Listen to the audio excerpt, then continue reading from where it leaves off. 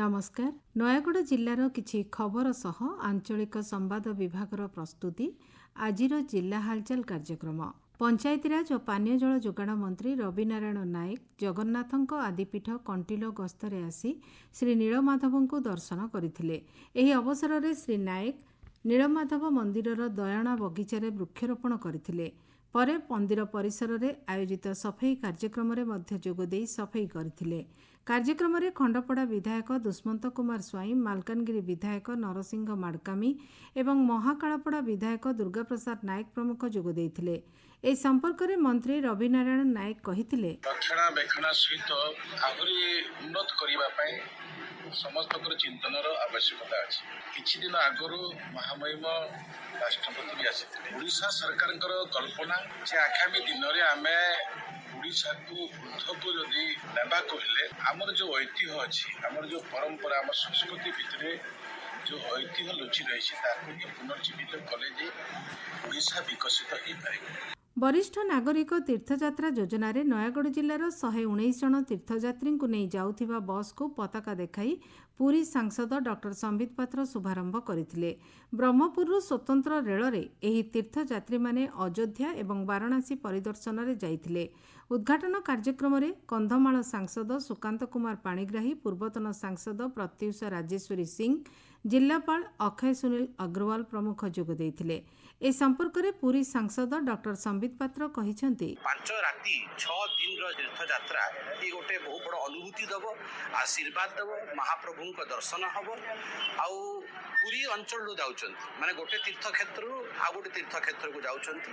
धन्यवाद देवी यशस्वी प्रधानमंत्री श्री नरेंद्र मोदी को से एभली एक योजना माननीय मुख्यमंत्री श्री मोहन चरण माझी को इंस्पायर कर धन्यवाद देवी आम मुख्यमंत्री को। जिला प्रशासन और नयागढ़ पौर परिषदर मिलित सहयोग में आयोजित जिला स्तरीय महात्मा गांधी और लाल बहादुर शास्त्री जयंती एवं स्वच्छता अभियानर उद्यापनी समारोह स्थानीय पठाणी सामंत ऑडिटोरियम रे अनुष्ठित होइतिला। कार्यक्रम में मुख्य अतिथि भाव जिलापाल अक्षय सुनील अग्रवाल जोगदे जिला को सरस सुंदर करने पाई समस्ते एकजुट हेबाकू आह्वान देइतिले। जिला परिषद अध्यक्ष देवाशीष पट्टनायक, नयागढ़ पौर परिषद अध्यक्ष निरुपमा खटेई, जिला सूचना और लोकसंपर्क अधिकारी ज्योत्स्नामयी आचार्य प्रमुख कार्यक्रम में जोग देइतिले। ए संपर्क में जिलापाल अक्षय सुनील अग्रवाल कहिथिले, गोटे वार्ता समस्त को देवी जे गांधीजी जो मूल मंत्र जा थिला कि आम ठारू स्तर जो लोक अच्छंती जो धाड़ी रे सबटू लास्ट रे अच्छंती तांको पाई किछि ना किछि आमे आम जीवन रे करिवा कथा। जदि भगवान आमको से शक्ति देइछंती, सामर्थ्य देइछंती, सो आम ठारू डिसएडवांटेज लोकों को तांको सेवा करिवा पाई, तांको प्रति गोटे कोऑपरेशन रे हाथ बढ़ाइबा पाई आम समस्तंकर दायित्व आउ सेटा आमे करिवा कथा। ये छड़ा गांधीजी सबु बेले कहउथिले जे केमिति स्वच्छता रु हमको गोटे नुआ स्वाधीनता हासिल होबो, सही प्रकार आमे आम शहर स्वच्छता, आम घर स्वच्छता एंड मोस्ट इम्पोर्टेंट आम मनर स्वच्छता हमें करिया कथा। एबे जिल्लार अन्यान्य खबर संक्षेपरे। जीएसटी संस्कार एक ऐतिहासिक पदक्षेप। एहार सुफल देशर समस्त वर्गर जनसाधारण लाभ करुछंती।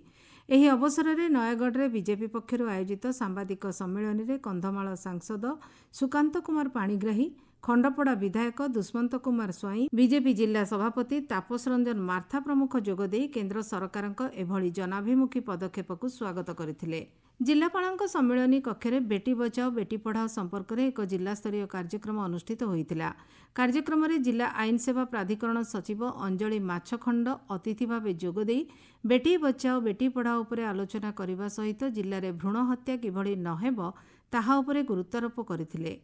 नयागढ़ ब्लॉक सम्मेलनी कक्षरे प्रधानमंत्री धनधान्य कृषि योजना और डाली जातीय फसल रे आत्मनिर्भरता मिशन उद्घाटित होईछि। एही उपलक्षे आयोजित कार्यक्रम में खंडपड़ा विधायक, जिला परिषद अध्यक्ष, अतिरिक्त जिलापाल और जिला मुख्य कृषि अधिकारी प्रमुख जोग देइथिले। जिला हालचाल आज पई एतिकी। तथ्य देइथिले आम नयागढ़ संवाददाता विश्वनाथ प्रताप पट्टनायक और उपस्थापन मु नीना साहू।